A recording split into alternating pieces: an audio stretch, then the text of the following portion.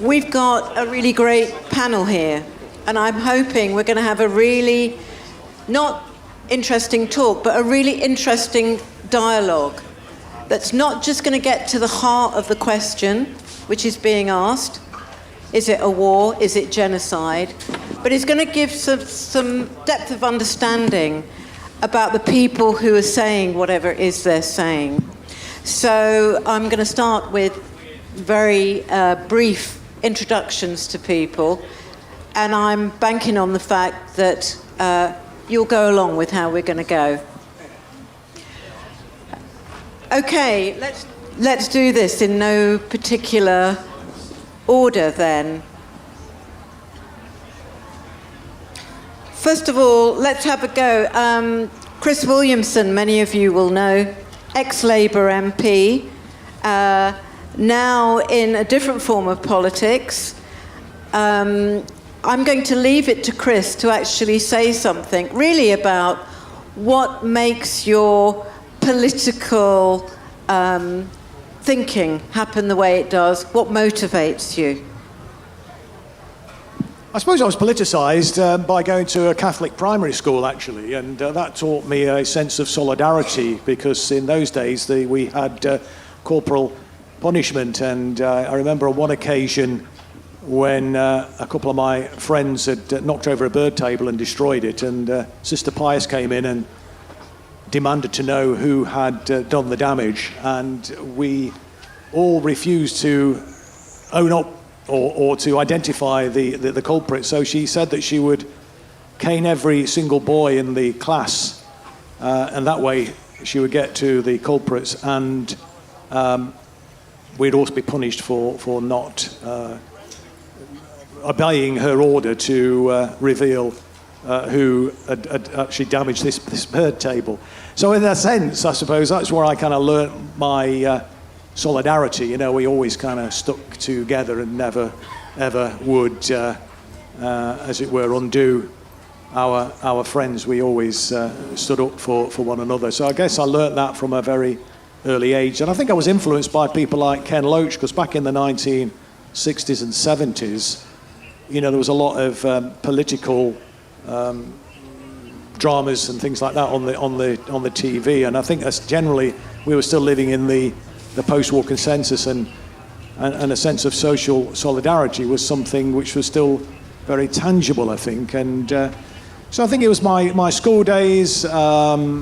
So it was an experience of brutality, really, of punishment. Well, partly that, and partly the kind of cultural influences, and the influence of my parents, who were of that Second World War generation. Okay, great.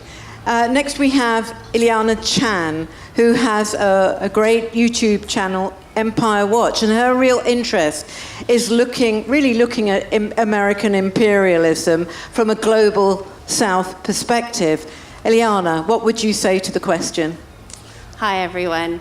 I would say that even though I was born here in the UK, I have a father from Malaysia and a mother from the Philippines.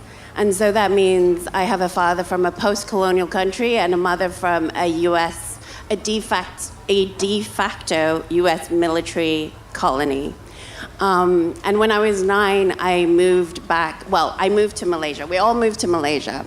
And so I was sort of thrust into the context of being in a post-colonial country that was basically, all of us were basically gaslit. Our understanding of our own history and how the British Empire formed Malaysia, that was formed in 1965. Most people don't even know what the British Empire did or how we were formed. And so my understanding of politics comes from the feeling of being gaslit, being sort of silenced. Everybody was silenced. And I'll give you an example just to make it a little bit clearer what I'm talking about. So in Indonesia in 1965, there was a genocide, right? A lot of people don't know that, though. So once I was interviewing on my show an Indonesian journalist, And she talked about how her grandfather was just never talked about. And it was only in university that she realized that one day the police came to her door and her grandfather was just taken. And they never heard anything about him ever again. And so but then now she realizes that was part of the Washington-led anti-communist campaign that was basically wreaking havoc across the global south and really across the world for decades, And so that type of thing where it's like you're told one reality, but you know something's wrong, is very much like part of why I started this podcast, to look at U.S. empire and to define U.S. empire and how it's still wreaking havoc across the world. And being British, our active participant in that empire.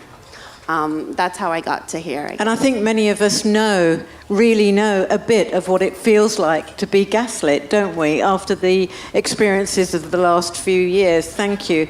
Asa, electronic intifada journalist, what was it that got you? I'm, as you said, Jackie, I'm a journalist, and I write, for those of you who don't know, I write and report for the Electronic Intifada, which is a website that focuses on Palestine. I would say we're the leading news source on Palestine in the English language. And we have a weekly live stream. We report on the genocide in the Gaza Strip. And I report on that. I report on what's happening in Palestine in general. I've lived in the West Bank, reported from there. I also report on issues like the Israel lobby, the pro-Israel lobby in the UK specifically, and things like that. So my first contact with the Palestinian cause was through the anti-war movement. So I was brought up in a religious family of non-conformist Christian pacifists, and so when the Iraq War was starting to happen, I took that pacifism very literally, and I started to go to anti-war demonstrations, and I got that was my contact with the Palestinian cause, because of course on all those demonstrations in London, I'm from South Wales, but I'd moved to London at that point, and at those demonstrations there would always be the Palestinian flag because it was 2002, the second Intifada was happening, and so that started a process of education and self-education, lots of reading, going to seminars, talks, and the most educational thing was actually going to Palestine. Yeah. Actually going to Palestine. I ended up, at first I was there as an activist, and I ended up doing media work for the activists, and that, in a lot of ways got me my start as a journalist. But the most educational thing of all was actually contact with Palestinians, living among Palestinians, seeing how they live in the West Bank. I've never been to Gaza, unfortunately, but the West Bank, and just seeing this was 2005, 2006 while I was there. But nearly 20 years ago. But even then, it was so raw, the apartheid nature of it, of the colonization process. The most, contrary to all the stereotypes about Arabs and Palestinians being violent, uncivilized, dirty, all of these lies. It's a very welcoming society. Yeah. It's a very multicultural society, multi-ethnic society, multiracial society. People don't realize this. Just being embraced as a foreigner, even though I'm from Britain, which is actually the core of the problem, which actually triggered the colonization of Palestine and support for the Zionist movement, still being welcomed as a human being and just seeing people's lives there. So that's really what led me to kind of dedicate my life and my career to reporting on the Palestinian cause. Because what Palestinians would always say was, because I was involved in this activist group and we were doing, participating in non-violent direct action support for Palestinians, but they would always say to us more than anything was, go back home, tell our stories, try and change your countries, because that's where the problem's coming from. Yeah, it's really interesting, isn't it, this counter to the lies that we're told about other people and about ourselves, and how something will tick you off and you'll suddenly go, hold on, this is not actually real, this is not what's actually going on. Okay, Franck Magennis, some of you may have heard of him already, I certainly have. He's doing this extraordinary job as a communist lawyer representing Hamas to have their prescription de-prescribed. Now that must be a really interesting role to take.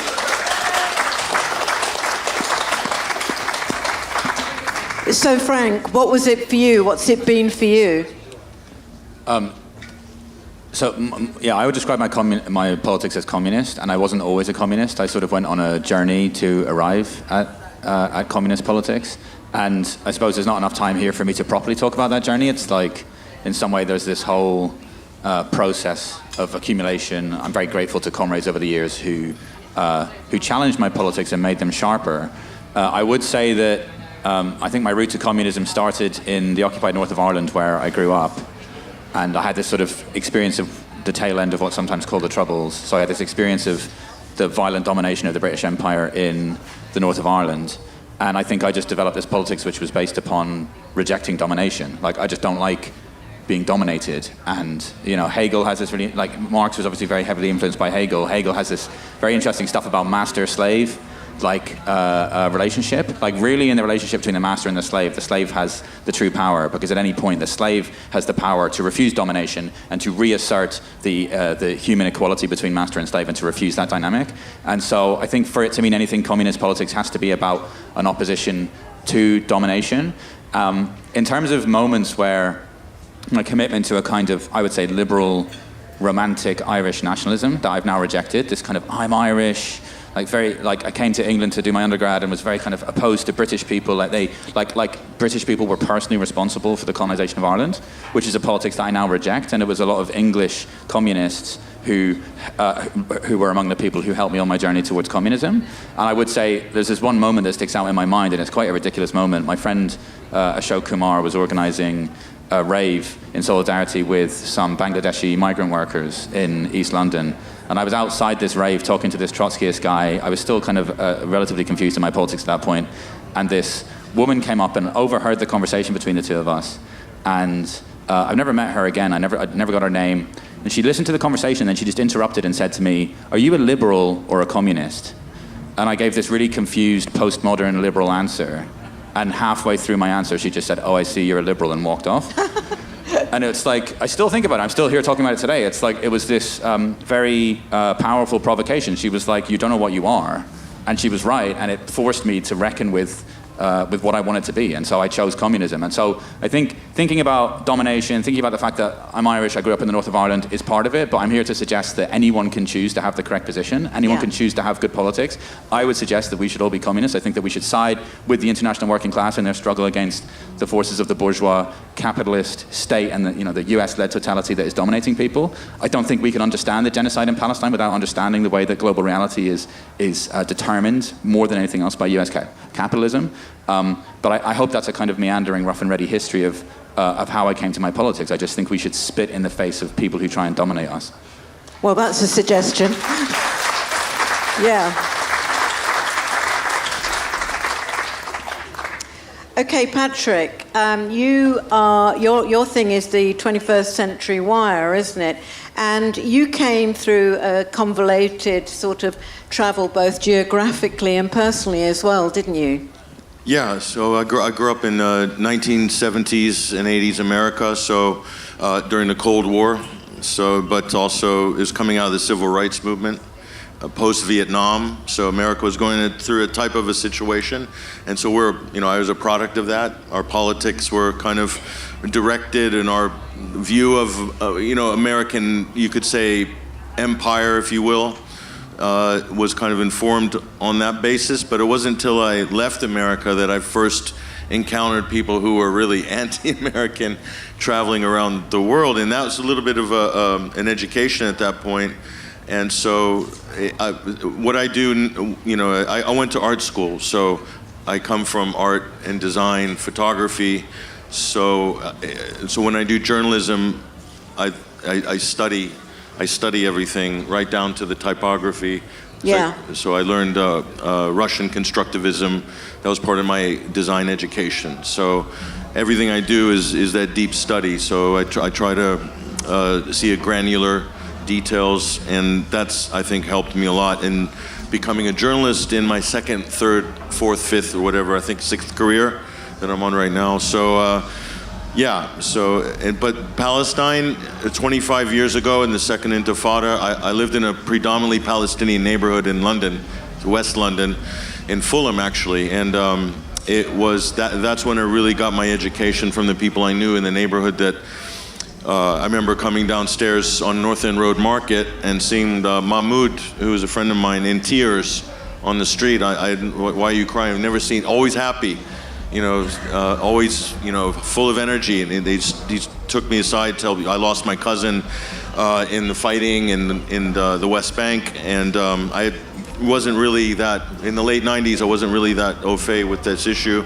I was just politically learning things, and that began a process, and that community treated me like a family, basically, and it was kind of my adopted family in a certain way, and that kind of got me on the road to, in fact, if it wasn't for that moment or that issue, I probably wouldn't be sitting here right now. Yeah. So it's, it's been an interesting journey, yeah.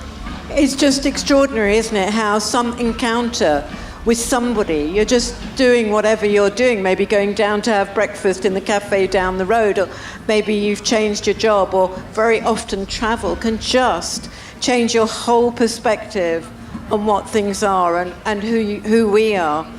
Craig, you've had a very particular journey too, haven't you? Craig was British ambassador, and so a diplomat of some standing, and you've travelled and you've also encountered. That's true. And to start from the beginning, my politics were formed by sexual lust. I was at university in 1976, and there was a Lebanese student I fancied desperately. Her name was Marwa, and she took me to join the Friends of Palestine. And she took me to the table to sign up for the Friends of Palestine. And there, sitting the other side of the table, was a very young George Galloway. I never did get anywhere with Marwa, but I became lifelong friends with George Galloway. Was that a good deal? It's the deal I got. I'm not going to go on. So I was active and knew about the Palestinian cause from the mid-70s, and I was involved with George in getting Dundee twinned with Nablus, for example, in the West Bank. My life then took a rather different turn when I passed the exams to enter the diplomatic service after I left university. I joined the Foreign Office, and I worked my way up. I was in the fast stream, and I worked my way up through. I became the head of the Foreign Office Maritime Section, the deputy head of the Foreign Office Africa Department, and eventually I became ambassador to Uzbekistan, which at the time was a hot potato because it borders Afghanistan, and this was 2001 when I was appointed. And I was Britain's youngest ambassador, so my career was, in conventional terms, my career was extremely successful.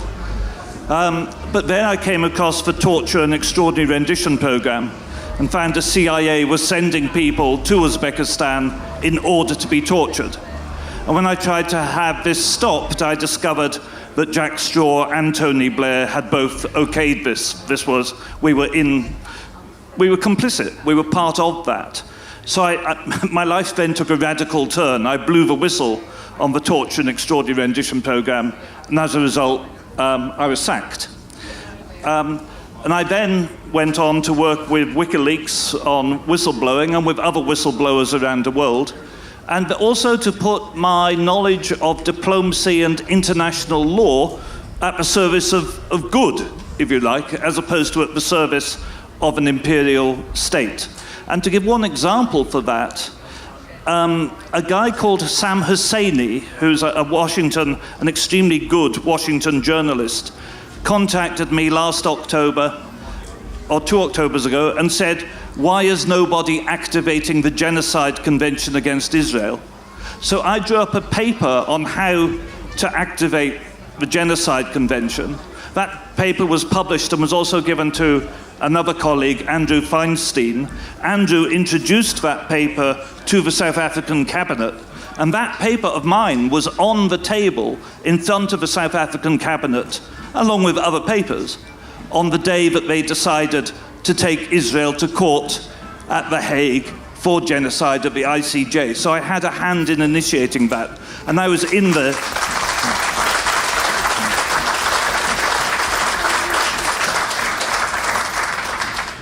I was in the ICJ on that day, sitting alongside another friend, Jeremy Corbyn. I was in there for that.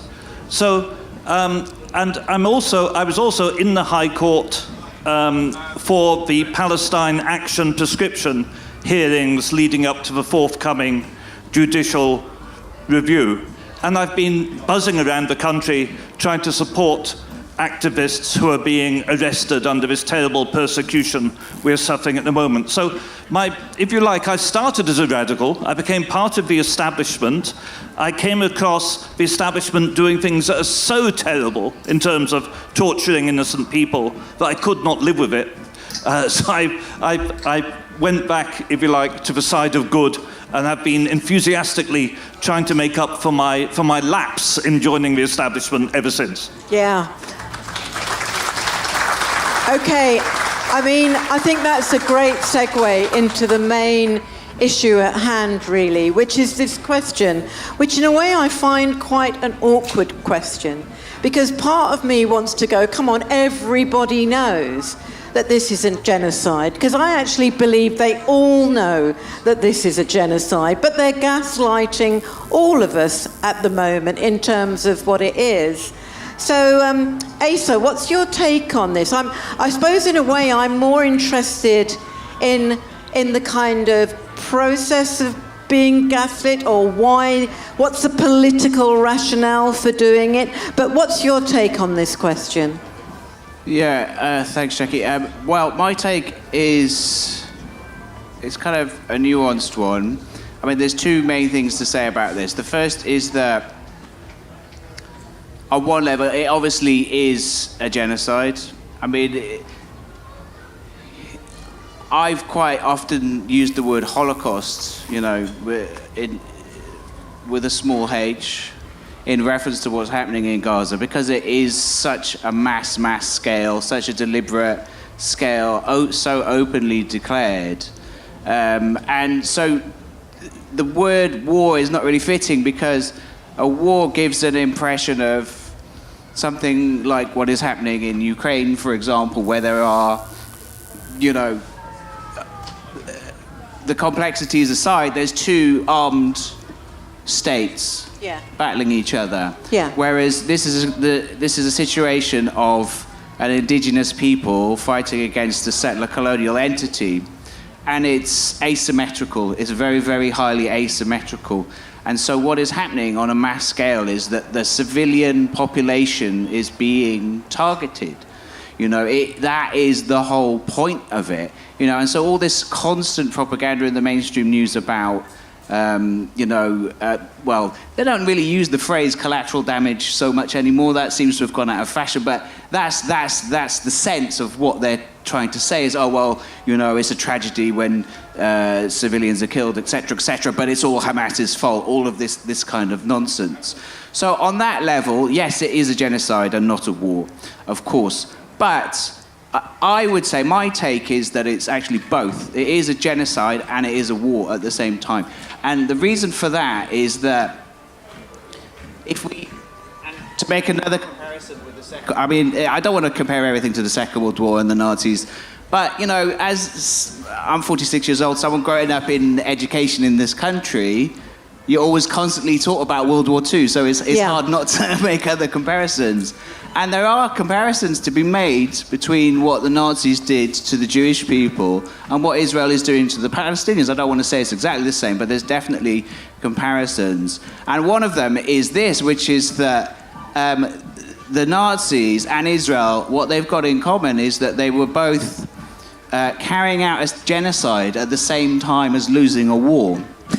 Yeah. So that's the Nazis were ultimately defeated by the Soviet Union and its minor allies, but they still eradicated on an industrial scale more than 6 million Jews alone. Not to mention tens of millions of Russians as well, And 6 million others too. Yeah.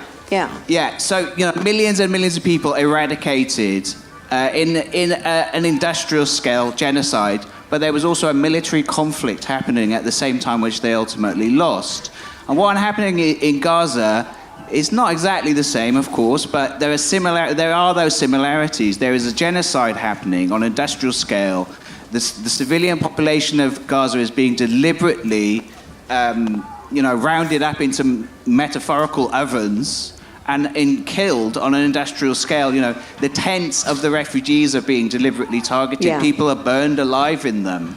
Yeah. But there is also a war happening between the Israeli military and the forces of the Palestinian resistance. It's not the same as World War II. It's a guerrilla war. It's an asymmetrical war. Yeah. But they are still fighting, and that is happening. And we talked about this in the panel yesterday. It's happening to such an extent that we're reaching the point where, one of the things I do in my job is I read the Israeli press quite a lot.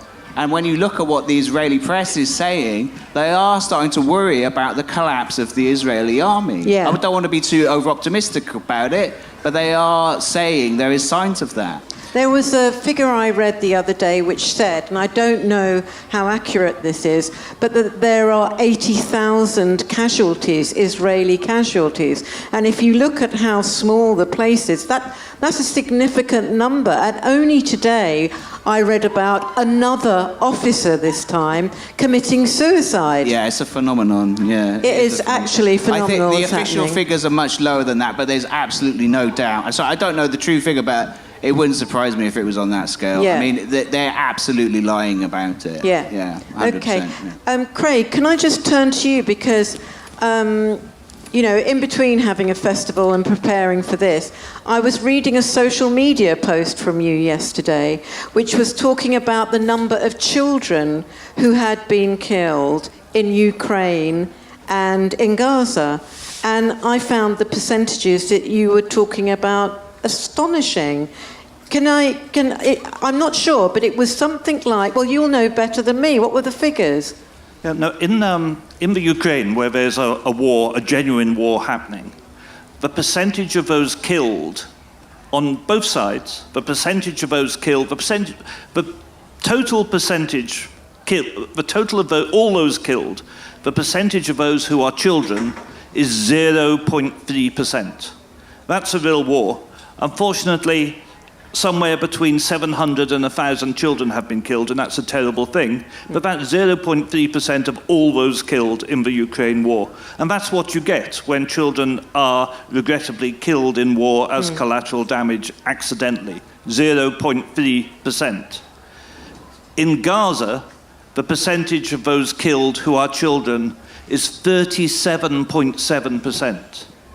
That's not collateral damage, no. That's deliberate. Then that, for me... That's about the percentage of the population of the Gaza Strip. Precisely. That is simply what you get if you are eliminating an entire civilian population at random. You're killing children at random just as you're killing adults at random. And to me, that statistic in itself proves this is not a war, this is a genocide. You're killing all of the population, old, young, female, children, male, whoever, they're all just being obliterated at random. And 37.7% of those killed so far have been children, compared to a real war where that figure would be something like 0.3%. In the whole Second World War, even including the Holocaust, and even including things like the fire bombings of Dresden, Hiroshima and Nagasaki, which obviously killed a lot of children. In the whole Second World War, the percentage of all those who died who were children was about 6 to 7%. We're talking here 37.7%. That is that's deliberate obliteration. I mean, that's astonishing, isn't it? Because I think that's very symbolic as well. It has a symbolic meaning as well as an actuality. First of all, you're trying to sort of obliterate the future of a people. Secondly, they are actually targeting children. And, you know, that goes back to the idea that we are being gaslit, because whenever we actually say that this is what's happening, it's denied us. But also, it's a form of psychological warfare against the Palestinian people. Because if you really, really want to try and psychologically destroy a people, you destroy their children, you destroy their actual hope. Wouldn't you agree with that? I think that's right. The other point I want to make, which is a rather drier point, is that the public understanding of the legal meaning of genocide is not high. People seem to think that in order to achieve genocide, you have to wipe out an entire population. That's not what it is. The Genocide Convention defines genocide as killing members of a group because they are members of that group.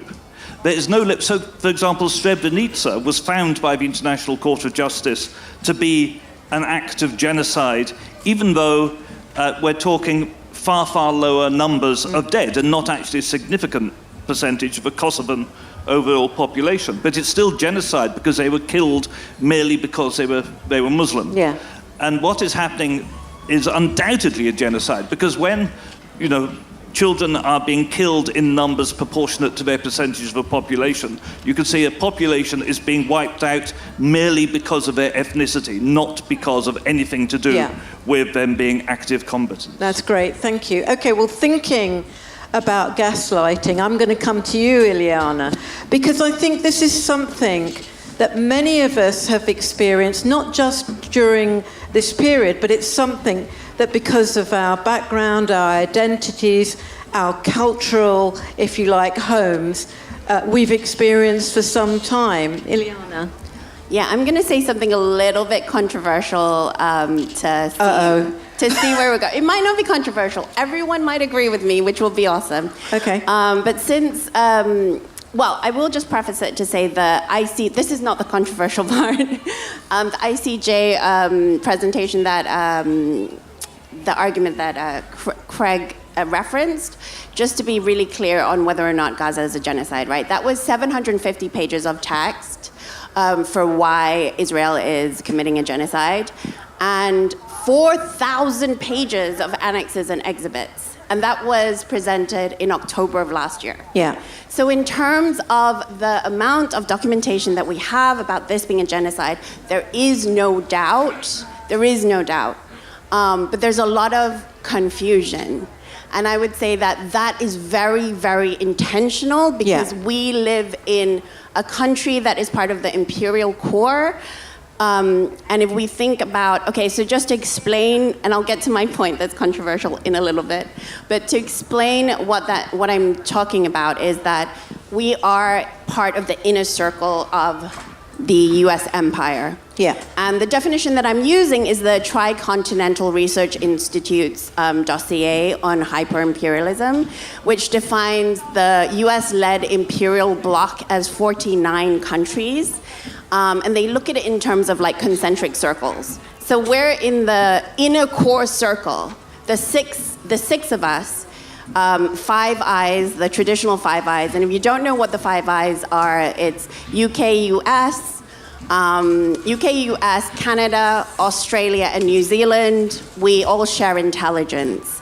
But now we can sort of define that Israel is part of the Five Eyes, so it's now Six Eyes, because of the special relationship between the US and Israel, i.e. the US shares intelligence with Israel, and so it is ultimately Six Eyes. But my point with this is the US empire is massive.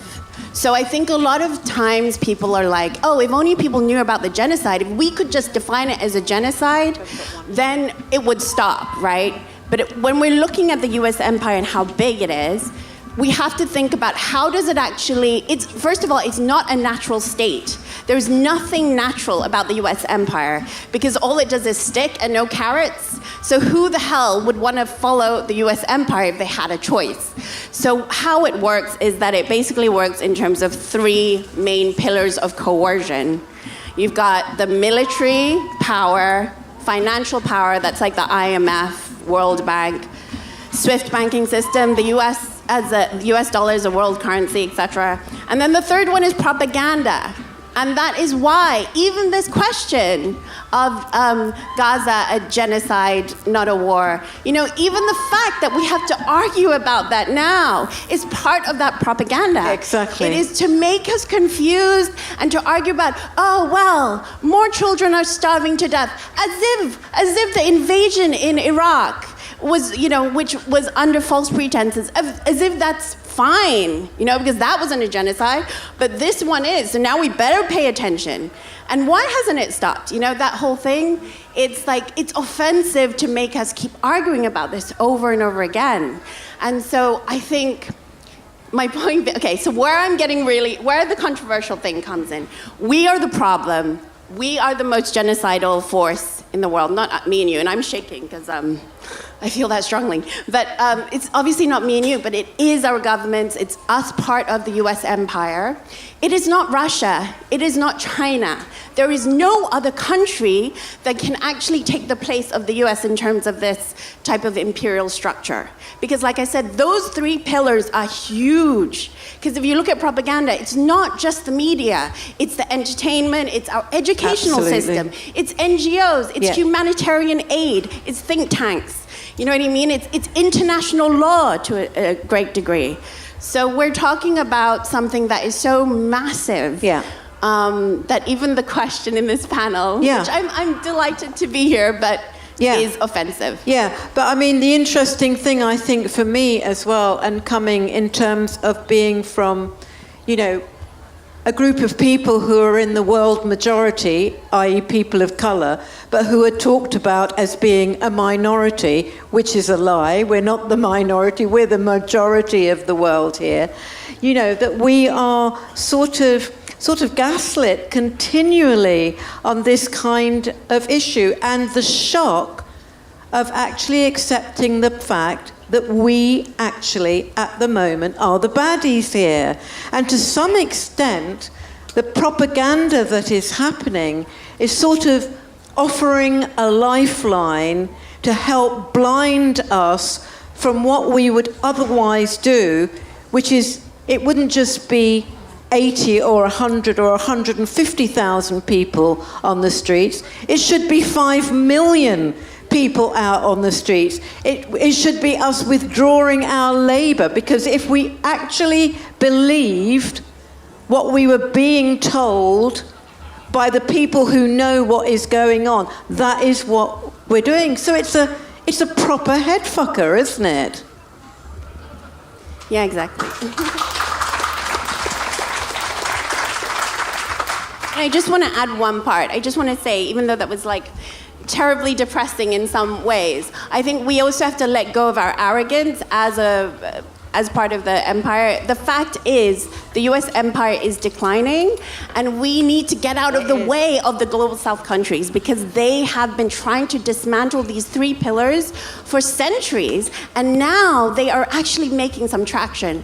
So it is important that we know it's a genocide. It is important that we know what's happening in Gaza, but that means that we are just slightly dismantling that third pillar of propaganda. Absolutely. And we have to go harder on our government. We have to go harder. We have to go harder, but we also have to know we're not the most important people in the world. And on that point of we've got to go harder, one of the things about Frank, one of the first things that I remember him saying, which kind of caught me like this, it was like a bolt, and I can't remember what you were talking about, sorry.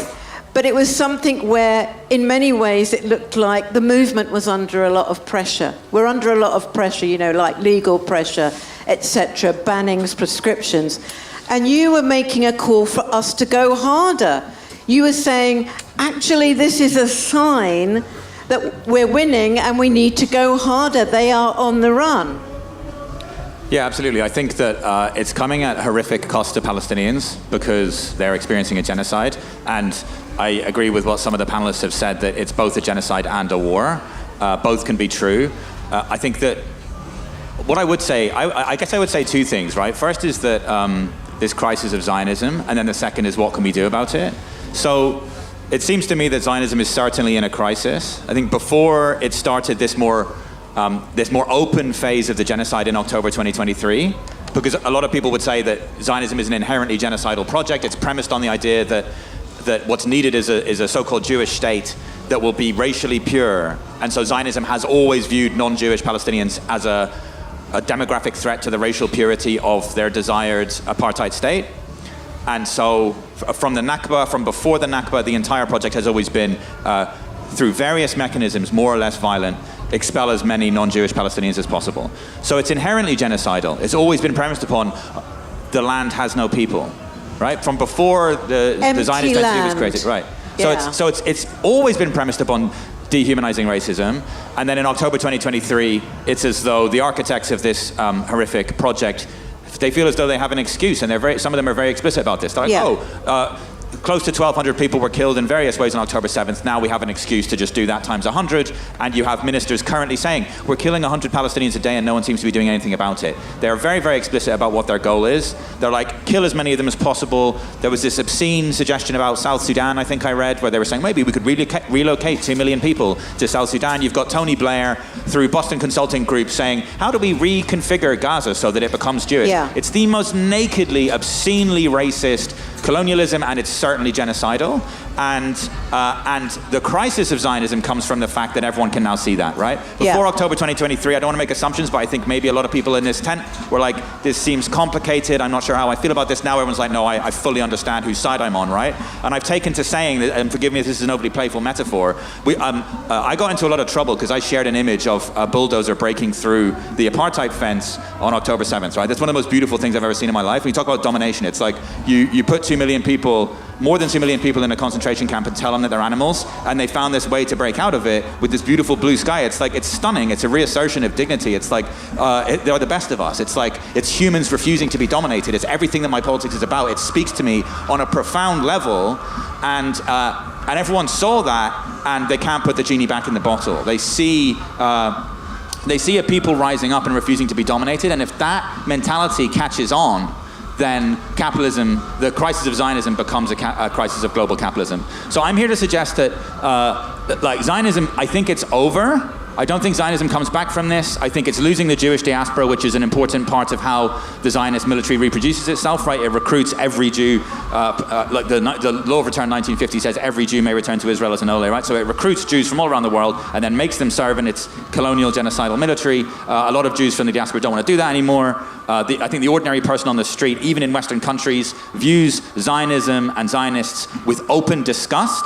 And my point about the fence is that, like, they smashed through the fence. There's no fence left for people to sit on, right? So, like, the Palestinians smashed it. There is no middle ground now. You're either in favor of the people who broke out of a concentration camp and who were being told by their captors that they were animals, or you're in favor of the people keeping them in that concentration camp. And so the point is, just like that woman who asked me, like, are you a liberal or a communist? Like, we have to ask ourselves, are you an anti-Zionist or a Zionist? There is no middle ground left. And so we need to take that energy out of this space and just, when we encounter people who are still trying to be on the fence, it's like, no, are you a liberal, like, or a communist? Are you an anti-Zionist or a Zionist? If you're a Zionist, you are in favor of the mass murder of Palestinians because they're deemed to be a racial threat. You are a fascist. And what do we do to fascists? We fucking fight them until they're defeated. Okay. So I'm going to do that thing. I'm going to do that thing that I know will be in the back of some people's minds. So how do you respond to the stories of mass rapes and murders and all of that happened? How do you respond? When you speak like that and somebody brings that up, how do you respond? There's lots of... I can cover that. I think that we should be principled in a way that our enemies aren't. We hold ourselves to standards that our enemies don't, and we should condemn sexual violence where it happens. If sexual violence is the hill that Zionists want to die on, they've chosen a losing strategy. We have video footage of Zionists engaged in that horrific State man, whatever you call it, torture facility. So it's clear that sexual violence takes place and that it is overwhelmingly the responsibility of Zionists, which view Palestinians as subhuman, and we know they view them as subhuman because people like Yoav Gallant, the defense minister, tell us that, right? They say human animals, right? So we should be principled, right? It strikes me that I haven't heard any survivors or complainants from the Israeli side that emerged immediately post-October 7th. And a lot of the people, even the hostages, for example, who were taken out of Gaza, were extremely critical of the Netanyahu government, some of them. And so what seems to be happening is the weaponization of allegations, not with the consent of the people making any such allegations, right? So number one, it's just on a principled feminist perspective, it's obnoxious. But also, and I also just think that we should hold ourselves to a higher standard, but the key framework here is that of atrocity propaganda, right? Okay. Now, the crucial thing about atrocity propaganda is that, clearly some atrocities happened on October 7th, like a lot of civilians were killed, right? Who exactly was responsible for those atrocities is not clear because the Israeli government is not interested in there being clarity about what actually happened. But the point about atrocity propaganda is that it can even be true that actual atrocities did happen, right? Yeah. Atrocity propaganda is lying about atrocities like 40 beheaded babies, but it's also telling a true story about certain atrocities that did happen and then using that to commit atrocities times 100, using that to commit a genocide. So whenever people come at us with atrocity propaganda, we should just name it for what it is. You're saying you are wielding people's undeniable trauma to justify genocide, and isn't that just Zionism in a nutshell? Jewish people suffered the horrific trauma of the Holocaust, and Zionism is the notion that that should be consciously wielded to justify the mass murder of Palestinians. You don't solve a Holocaust by committing another Holocaust. You don't solve racism by committing more racism. And you don't solve the problem of fascist Nazi Germany that said, if you're Jewish, you are fundamentally a racial impurity to be solved with genocidal violence, by saying, be a Zionist. If you are a Palestinian, you are a racial problem to be solved with genocidal violence. It's the same problem, and we are principled. We walk the line. We oppose sexual violence. We oppose racism. We oppose fascism. We oppose Zionism. That's the line we've got to walk. Absolutely. And I think I heard somebody from the floor say something like, why are you saying it's stories? Are you denying that? That's not what I'm doing. I'm referring to the fact that those events have been so propagandized that it's impossible really for most people to know what really happened and who really did what. And the fact that the Israelis will not allow proper evidence to be taken on that means that we are unable to actually talk about that in any real way, which is part of the purpose, which is a bit like Ileana said, I think, which is part of the purpose, is to actually confuse us. Coming to you, Chris, talking about confusion, I think it would be interesting perhaps for you to give us a view about the Labour Party in this, not because you represent the Labour Party now, but you know these people, you know the people in government, many of them very well. What's going down there in terms of this issue? Well, the Labour Party is controlled by Israel, isn't it? I mean, when I was a member of Parliament, around half of the Parliamentary Labour Party were members of the so-called Labour Friends of Israel. And Sir Keir Starmer, in his leadership bid, when he was speaking at the Jewish Labour movement, made it very clear that he said he supported Zionism without qualification. And I think that's the root of the problem, that these people are entirely in the pockets of the Israel lobby. They are the Israel lobby, if truth be told. And that's why I'm hopeful, why indeed we have to ensure that this surge of support for a potentially new party is a thoroughgoing anti-Zionist political party that will have no truck whatsoever with Zionism, that will have no truck with Zionists inside the party, that will actually unambiguously support the armed resistance of the Palestinian people against the Zionist entity. and is unambiguously an anti-imperialist, pro-working class, anti-neoliberal political party, because that is the only way, it seems to me, they were going to actually turn this juggernaut around, which is so at the moment totally in the pockets of these genocide heirs. Okay, but let's get back to the present-day Labour Party now. There are many people there. There are many people who actually claim to be left-wingers in the Labour Party, who are being extraordinarily quiet on this party. On this issue? What's going on, Chris, there? Well, I mean, as I was saying yesterday, the entirety of the Parliamentary Labour Party are careerists. They put their career before everything else, and they're making the calculation at the moment that they are better off inside the Labour Party in terms of hanging on to their parliamentary career, so-called, if they do keep their heads down. There is a line, isn't there, in the red flag, the so-called Labour Party anthem, which says, "Though cowards flinch and traitors sneer, we'll keep the red flag flying here." The Parliamentary Labour Party was, and is even to a greater extent now, completely comprised of cowards and traitors. There are no good people, it seems to me, and that was proven beyond any shadow of a doubt during the anti-Semitism scam that destroyed the Jeremy Corbyn leadership of the party. And Jeremy's biggest error was in not actually standing up to the Zionist lobby and capitulating to them, constantly apologising for no good reason, and allowing his Praetorian Guard to be thrown under the bus.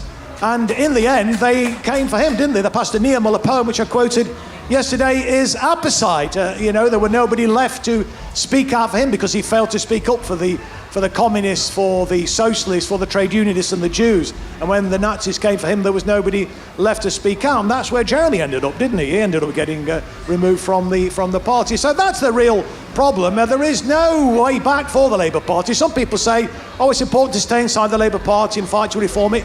It is beyond that. Our duty now is to destroy the Labour Party and replace it with something better. Yeah, I'm afraid I really do believe that too. One of my major aims in terms of activism in the next election is to see the Labour Party destroyed. I never thought I would say it, but I do say it. Okay, Patrick, have you got a kind of America view? Have you got a world view to put into what this genocide stuff is really about? I'm really interested, because as you know, I also have an American passport, and the extraordinary influence of the Israeli lobby in America. And I always think British politics is about 20, 25 years behind that of the UK. Is that how you see it, or how would you see it? That gap has significantly been closed in recent years, but I think so. I'm looking at how is this, looking at the situation right now, the fact that it's been able to progress as far as it has. How is this happening? How is this able to happen in this day and age when we're so well informed? Everybody has the world of information at their fingertips. We're supposed to be the most well-informed generation in the history of the human race. Yeah. And yet, this is happening. So what is the mechanism? How is this happening? Two things I can tell you from an American point of view, and I'll speak from my own ignorance growing up. I wasn't aware growing up in America that there were, at least in my formative years, that there were Christian communities in the Middle East. Yeah. That was not, ever made visible in the media or anything like that, other than if you study history, obviously you learn these things. But the average American wouldn't know that there was a Christian enclave in Palestine. Yeah. They just, even though Bethlehem is there, and they just can't marry the two. It's the Jews versus the Muslims. Yeah. So that's part of that polarity, and it's no coincidence that this situation is happening now at the same time the immigration issue is ascendant. Absolutely. And this is also used to manipulate people's views, to polarize the population along these battle lines, okay? Yeah. That's another mechanism. And the other one is atrocity propaganda. There's never been a genocide in history, whether that's Angola, whether that's Rwanda, whether that's Nazi Germany that hasn't been based, a pogrom that hasn't been based on a lie. Yeah. Or a bunch of lies that have been injected into the conversation. If you study history, even the Mau Mau in Kenya, there's too many examples. It has to be based on a lie, and a whole series of lies. U.S. colonization of the Native American lands had all. If you look at the reports, the United States and Spanish-American War, the invasion of the Caribbean, and it's all based on lies and exaggerations, racially loaded stereotypes, total misinformation. And very often sexualized, isn't it? Very much. So, in the First World War, the Germans had raped the women. In the Caribbean, the slaves had raped their masters. It's very often based on stories of rape, isn't it? It's not. That's not an optional feature. No. That's a requirement. Yeah, exactly. You cannot mobilize a Imagine the Israeli pilot who is 24, 26 years old. How do you motivate a military person to unleash that type of power on a densely populated civilian area?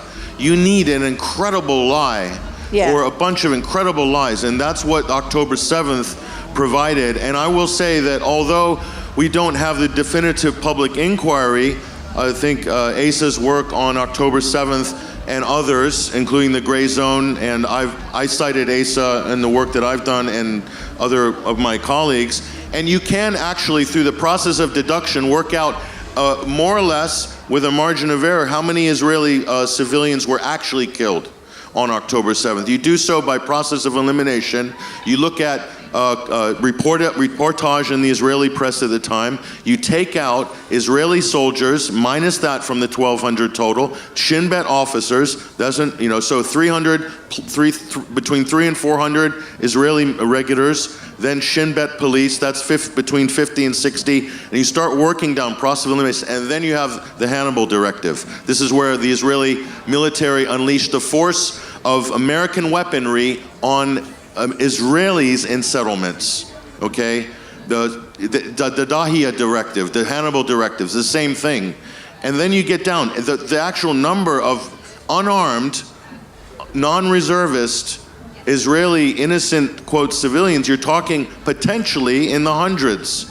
Now, that's a very different global conversation than this is the worst atrocity of Jews being killed since the Holocaust. That was the line, that was Piers Morgan's line, that was everybody's line. So that motivates that we want revenge. Yeah. So they talk about a blood libel. Israelis use that a lot. Yeah. You blood libeled us. This was the biggest blood libel against the Palestinians, and is used to justify something that is just unbelievable. It's unbelievable. You're talking about gaslighting. Yeah. So how? Again. So people's paralysis is because they don't know where. People are confused, like us in England, and the average, middle class person. We don't know where to stand on this issue because we're afraid. Yeah. Are we siding with terrorists here? Are we on the side of the bloodthirsty barbarians here? Are we with Israel, who's just trying to defend itself, and it's being caught between this chasm that people have this moral paralysis. Yeah. And this is how this has been able to continue, now going into the 24th month by the end of next month. Yeah. 2 years.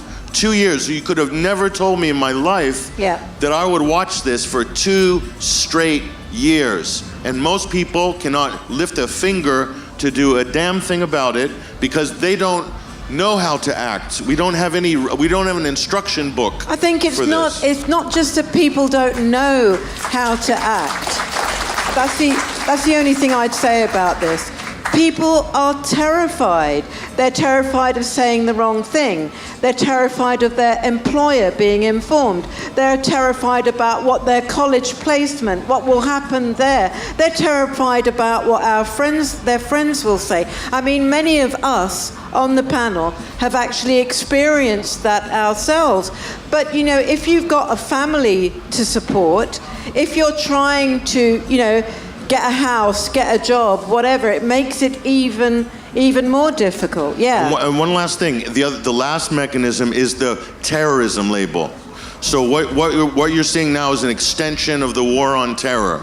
So that means that if I label Hamas a terrorist organization, then pretty much that's weapons free. Job All done. bets are off. I can do it as I wish, as the done. U.S. did in Fallujah, as the Israelis have done many times in Gaza, Yeah. and have done to an atrocious degree now.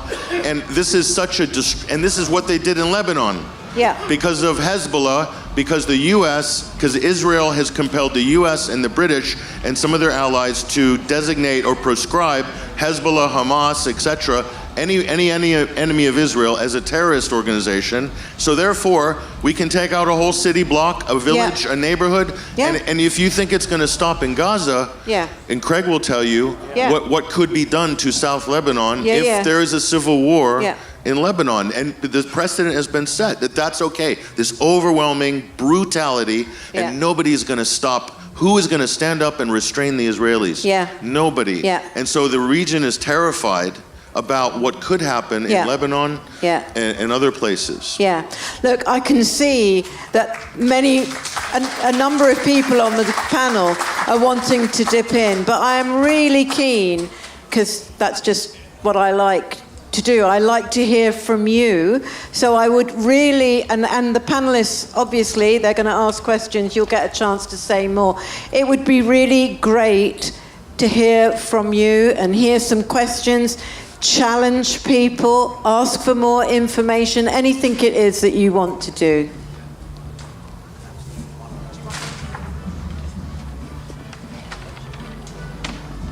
First of all, I'd like to say thank you for educating me. I classify myself as being fairly uneducated in everything, but from yesterday and today, what you have taught me has been exceptional. I am one of those people that has watched the news and have fallen victim to the propaganda, to the words, to the terror of this happening to my children. I am blessed to have a child here who's trying not to be with me, who then after your talk yesterday said, and she's just finished her degree, said, "This is one view, Mum. You look at every view. Look at everything, question everything." And you guys have activated me to not believe in that propaganda, to stand up as me, just a normal person, to go, I'm not willing to accept this anymore. Good. I want to question more. I want to know more. I'm going to be following everyone and learning more. And I'm going to stand up because if we can activate the normal populace, we have a chance of change. But everybody here must know at least 20 people that they could talk to about this issue. And some of those can also be changed. Okay, another question.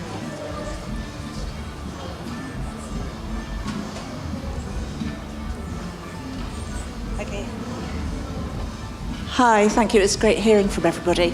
I think it's probably more of a statement than a question. I don't know. It's just when I hear interviews on TV, and I know a lot of you I've seen on TV, and that I get very frustrated when the usual retorts come back from the interviewer about October the 7th and the 1,200 people dying, and I want to hear more people like you two guys standing up and saying, I'm questioning that, or that's rubbish, or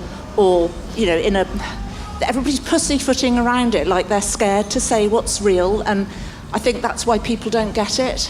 Because everybody's scared, and I can understand why, but people need to be strong, I think, especially now. Can I respond to that quickly? I mean, that's why we need alternative voices, and that's why they try and silence us, Frank. I think your comment is really valuable, and thank you for making it. I think a few things, right? Like, it's okay to be scared, right? Fear is a very human emotion, right? Imagine how Palestinians feel right now, just completely terrified. I really actually struggle to imagine how they must be feeling right now, right? So it's okay to be scared, but I do think it's important to notice the difference between the stakes for Palestinians, especially in Gaza, and the stakes for us here in Britain. The stakes here are so much lower, and I find that makes me feel less afraid. It's like, okay, people tried to privately prosecute me for things that I've said on social media.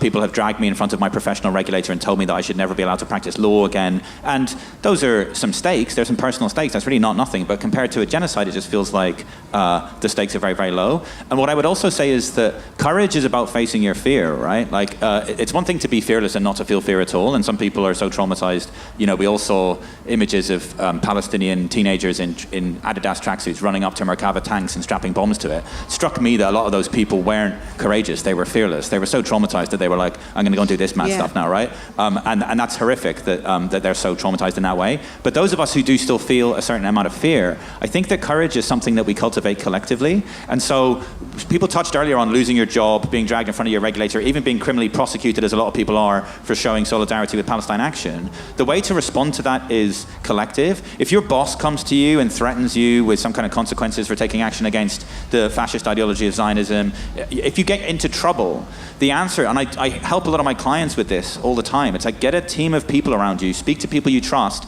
and a problem halved is a problem shared. I remember when I was a kid at school, I would often get into trouble for sharing like IRA propaganda and stuff in school. And when you were in trouble on your own, it was terrifying. But when you're in trouble with even just one other kid, it just felt almost like fun, and it was fine. It's like, look, we're in trouble together, but it's so much less scary to be in it together. Courage is something we cultivate collectively, and courage is something we have a duty to cultivate. We have a duty to our brothers and sisters, our comrades in Palestine, to cultivate courage right now. We owe it to them as fellow humans to find a way to escalate our response to the British government's active participation in this genocide. We have to do it. We have to. Thank you. Great.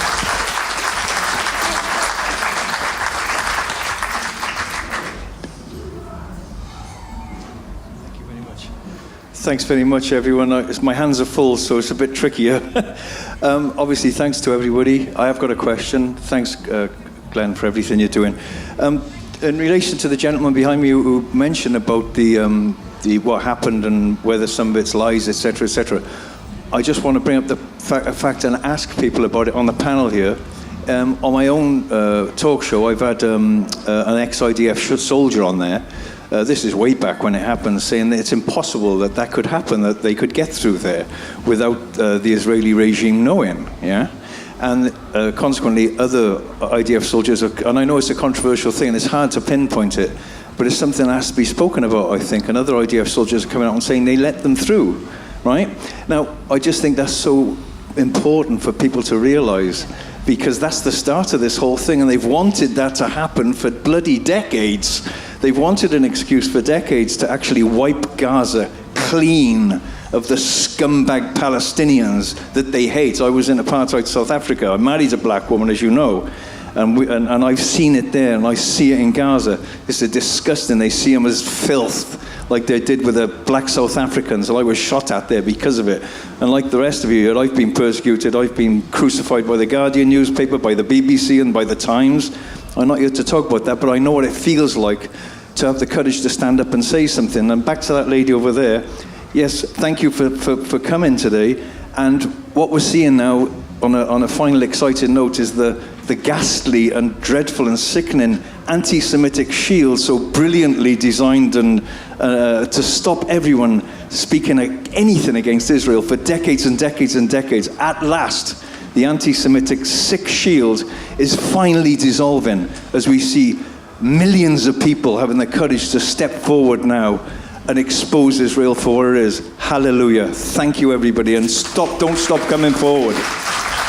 I mean, I don't know any of you who ever follow what Piers Morgan say, but I saw him online the other day, and even he was saying, how did the Shin Bet not know what was going on October the 7th? This is unreal. Asa, have you got anything to add on that? There has been...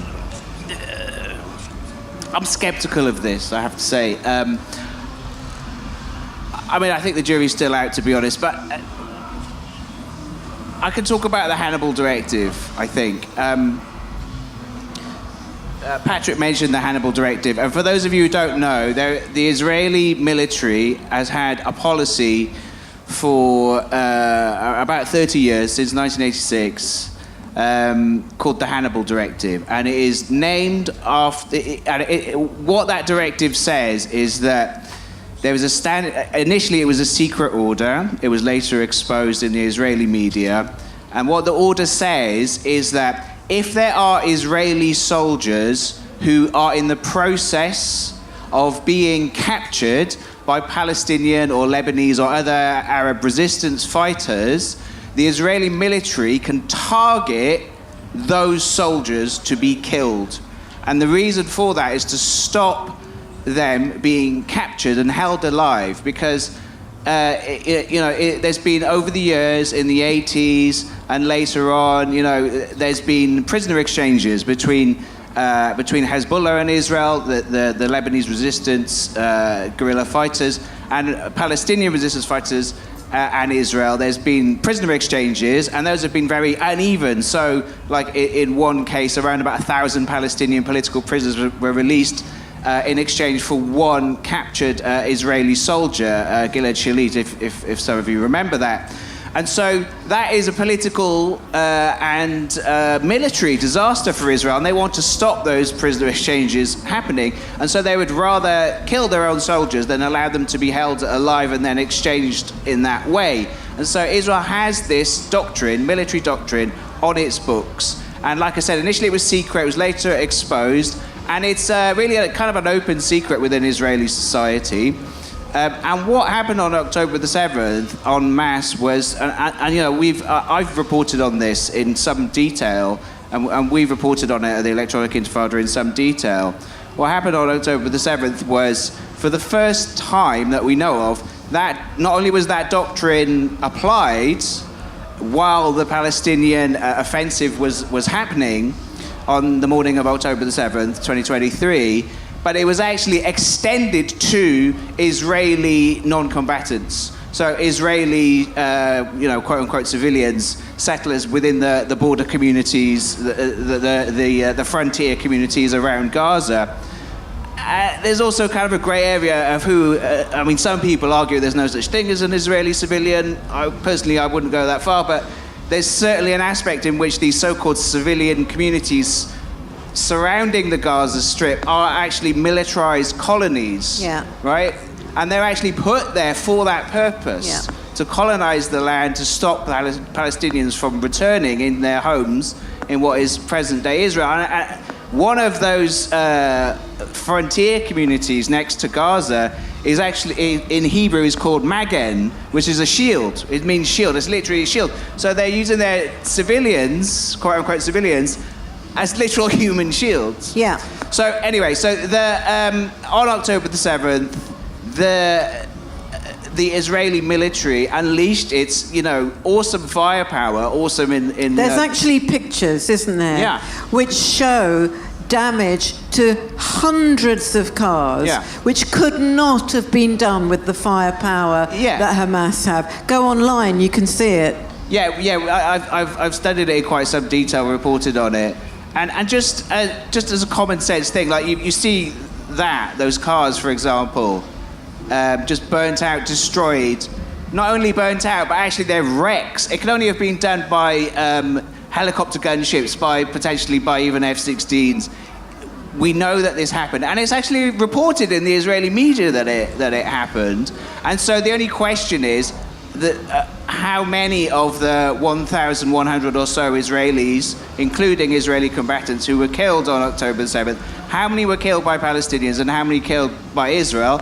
I've studied it. I came to the conclusion it was probably hundreds that were killed by Israel as part of the Hannibal Directive. But the bottom line is that we don't know, and the reason we don't know is that Israel is actively blocking a UN investigation from doing it. The UN tried to investigate it, Israel stopped it from happening, and they've been covering it up ever since, to the extent that they actually buried a lot of the dead without any autopsies. Well, there was no autopsies at all, actually. Yeah. And they even buried some of the cars on a religious pretext that they had blood on them. Yeah. So maybe that's what they did to those ambulance drivers. Maybe, when they buried the Palestinian ambulance drivers who had their phones showing the massacre that was going on to them. Maybe they were actually trying to be kind to them or something. You know, I mean, the ludicrous stories that have come out about this are just extraordinary, aren't they?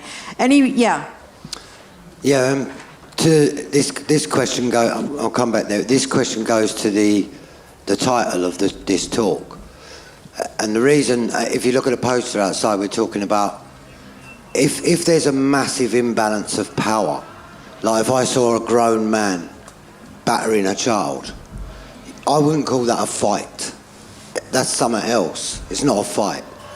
And with Gaza, where you have air, land and sea, the most high-tech military in the world, battering every single angle of it, targeting it. And in response to that, you have heroic people, but unarmed in comparison. I just can't call that a war. A war to me is when you have two armies, not equal, but you know what I mean, a war. So what, is there another word? I get genocide and war can both happen at the same time, but is there a better word than war? I think I hear what you say, but and I'm sure many people here have thought about the history of anti-colonial resistance movements and how they actually win. You think about Algeria, right? A stunning victory by the FLN, right? The Front Libération Nationale, that drove the French colonizers out of France, and Algeria is no longer a French colony, right? One of the most successful instances of anti-colonial resistance, and it took 1 million Algerian deaths. 1 million Algerian deaths in a country of about 24 million people. That is a staggering price to pay for dignity and freedom. That's the price that the Algerians paid. The Viet Cong in Vietnam, 2 million people gave their lives to drive the Yankee imperialists out of Vietnam. Another stunning sacrifice to pay for freedom and dignity. These are the realities of the numbers that we are talking about. It is a war. It's an extremely asymmetrical war. Yeah. I hear what you say, but when you make this analogy with a child, Palestinians are not children. They are adults, and they are gonna win. It may come at a staggering cost to them, but they will never stop struggling against the fascist forces of Zionism. And we have to recognize. Just because this will probably be my last chance to say something to you folks, my 3 provocations, riffing off of your point, right? 3 provocations that I really want you to dwell on and take away from you, right? The first is my point about Zionist versus anti-Zionist. We all need to leave this tent being, like, there is no room for any more ambiguity, right? We are all anti-Zionist, and when you encounter people who are still unsure, you need to provoke them and say, you need to choose anti-Zionism, and if you don't, you're choosing Zionism, which means you're choosing racism, apartheid, and fascism, right? The second provocation is that we need to escalate our own government's participation in this genocide. We need to escalate our opposition to it. We need to do it in a way that's collective. Go into your workplaces, your trade unions, any collective organizations, your faith groups, go into it and find ways to collectively escalate. And the third provocation is that we need to explicitly support the Palestinian armed resistance. Palestinians have a right to fight against the people who are committing a genocide against them, and we owe them our unflinching solidarity. They have a right to fight against the fascist Zionists that are trying to colonize them. Right on. Okay. So I have a direct question, I think, for Ileana. Do I have the right name? Yeah. Right name. Oh, thank God. I'm interested in if you could expand a little bit on the Five Eyes concept. Well, not the concept, but the Five Eyes. Recently, we've seen Mark Carney has been elected. We've seen Canada trying to say things about Palestine, like recognize statehood with France, and now we're seeing Australia as well coming in.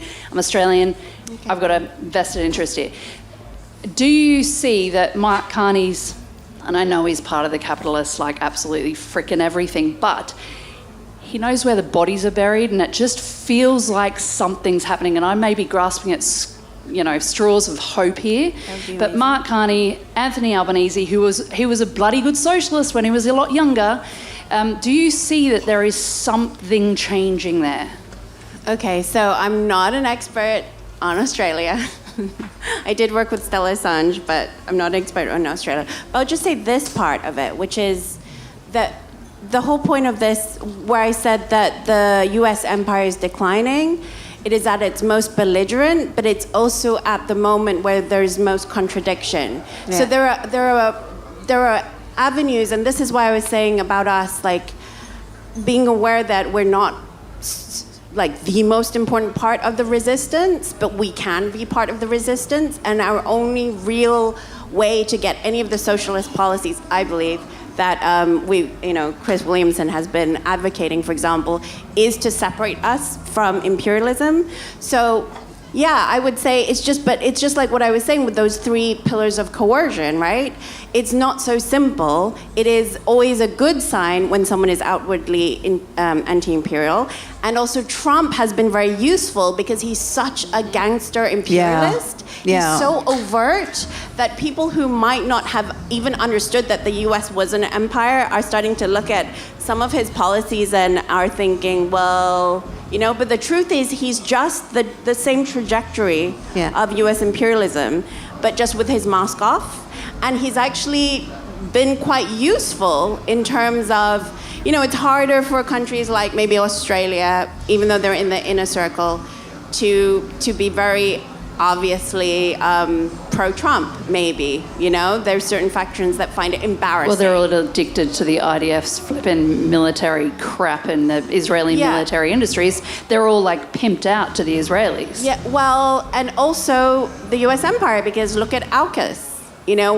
How does that benefit Australia to put them against China? And make no mistake, China is the target. I mean, I think that's one of the things with Gaza is that I'm not minimizing at all, and I hope no one thought I was minimizing the genocide in any way, shape, or form, but we cannot separate that from the rest of the global South, because these things will keep happening, because that is what imperialism does, and so therefore it's not so simple, and that's why I'm saying those 3 pillars of coercion are really important to look at, because there are alternatives that are sort of trying to come out in terms of BRICS, in terms of Belt and Road Initiative, for example, that China's doing. And the propaganda to take those things down is at its all-time high. So I'm saying, like, in regards to your question, which, sorry if I'm not answering it properly, I'm just saying, like, there are moments of optimism that we should be consciously trying to encourage, or, very forcefully trying to encourage with our own politicians, but we have to understand that we're part of a wider whole, and the global majority, like I was saying, the global South is 145 countries. The global majority is against this US imperialism.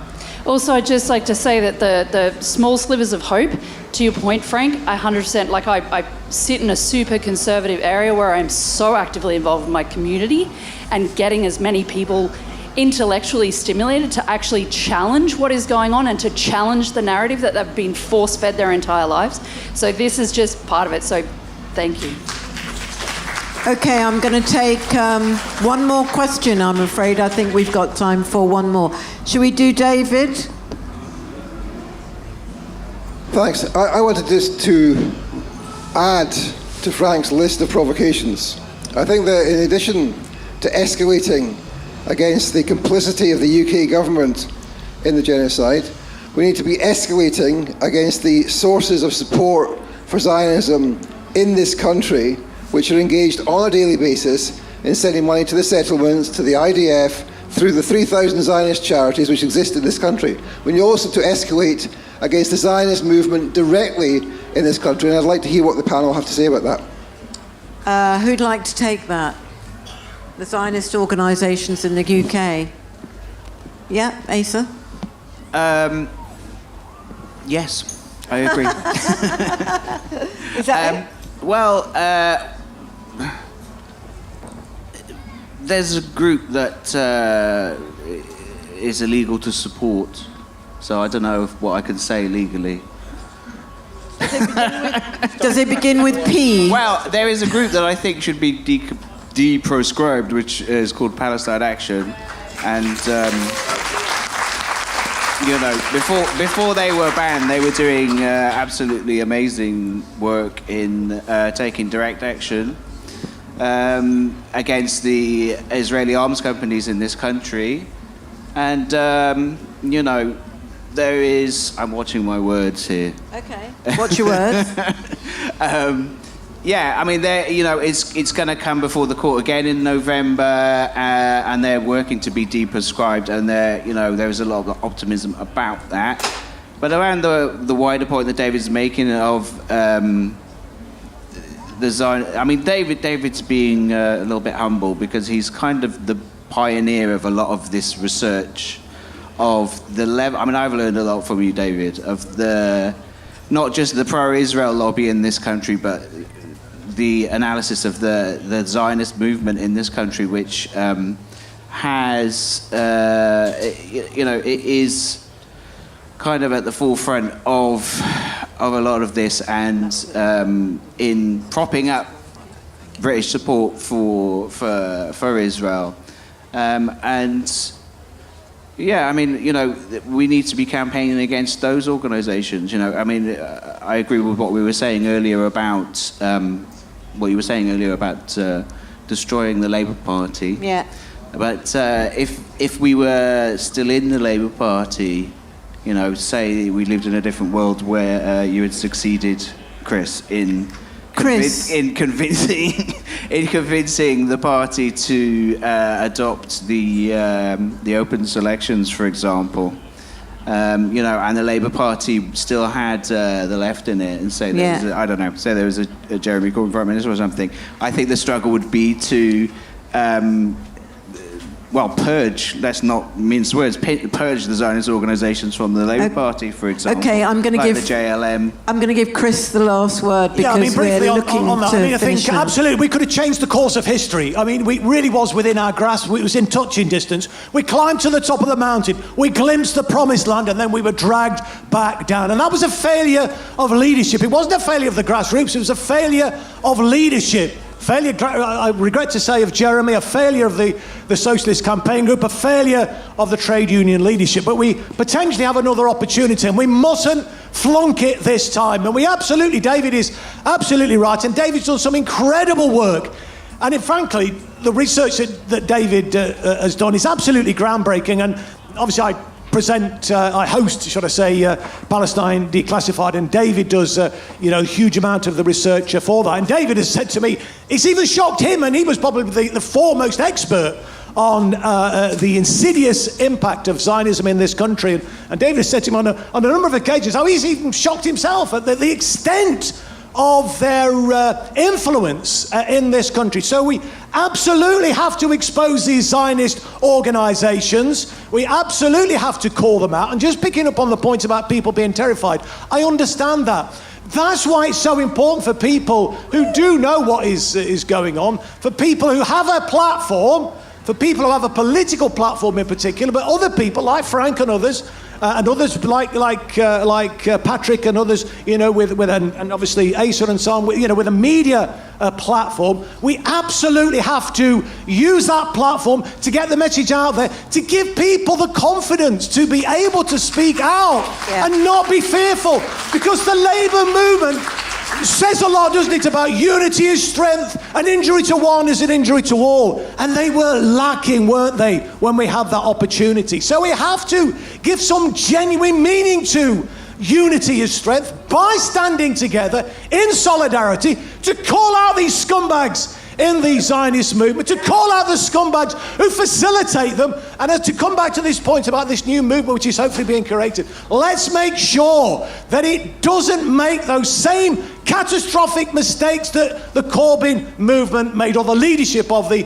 Corbyn movement made. We have a historic opportunity once again, potentially. For Christ's sake, we have to make sure that it doesn't go down that same path. And that's up to all of us in here and everybody else who we have interactions with, to make sure that we hold the leadership's feet to the fire to bloody well deliver for us this time.